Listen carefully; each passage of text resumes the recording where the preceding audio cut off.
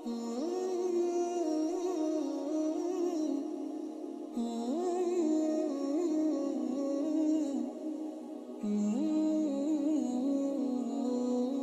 انس رضی اللہ عنہ سے روایت ہے کہ جب نبی کریم صلی اللہ علیہ وآلہ وسلم مدینہ طیبہ میں تشریف لائے تو حضرت عبداللہ بن سلام اپنے کھجوروں کے باغ میں تھے۔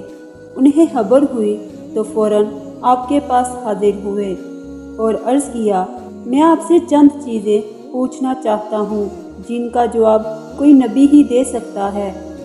اگر آپ صلی اللہ علیہ وآلہ وسلم نے جواب دے دیا تو میں آپ پر ایمان لے آؤں گا۔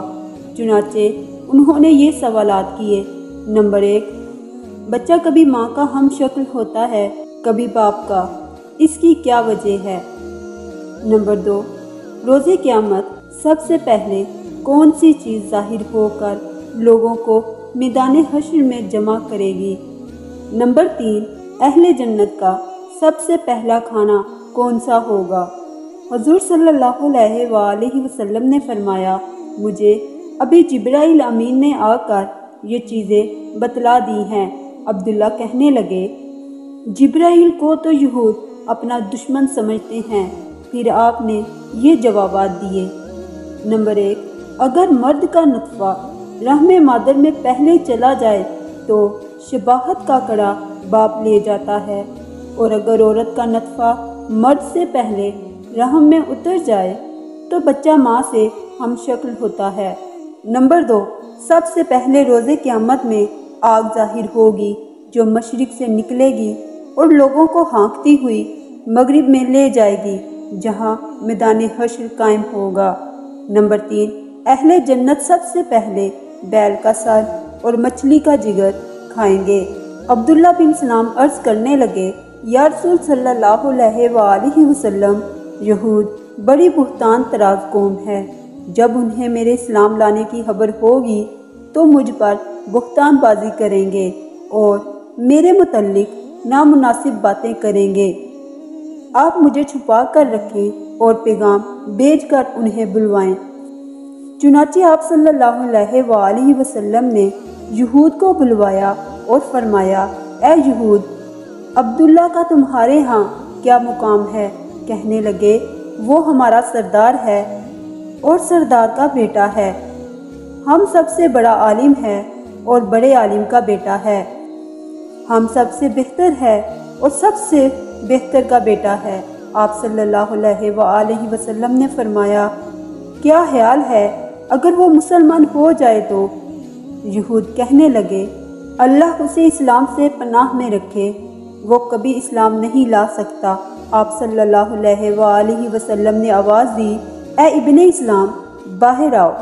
تو وہ پردے کی اور سے سامنے آ گئے اور کہہ رہے تھے، پس میں گواہی دیتا ہوں کہ وہ اللہ کے رسول ہیں۔ میں ان پر ایمان لاتا ہوں، ان کی تصدیق کرتا ہوں اور انہیں اچھی طرح پہچانتا ہوں۔ یہود کہنے لگے، نہیں، یہ تو ہم سب سے برا آدمی ہے اور سب سے برے آدمی کا بیٹا ہے، سب سے جاہل آدمی ہے اور سب سے بڑے جاہل آدمی کا بیٹا ہے۔ عبداللہ بن سلام کہنے لگے، یا رسول صلی اللہ علیہ وآلہ وسلم، میں نے آپ سے کہا تھا نا کہ یہ بہتان طراز قوم ہے۔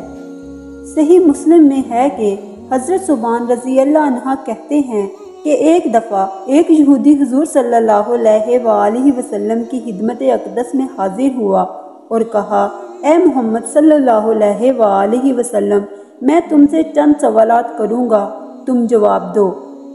اس نے کہا، سنو، یہ بتاؤ کہ قیامت کے دن جس وقت آسمان اور زمین بدلے جائیں گے، لوگ کہاں جائیں گے؟ فرمایا، پل صراط کے نیچے تاریکی میں۔ دوسرا سوال یہ کیا کہ سب سے پہلے جنت میں جانے کی کس کو اجازت ملے گی؟ فرمایا، ان غریبوں کو جو راہ حق میں گھر سے بے گھر ہو کر رہے ہیں۔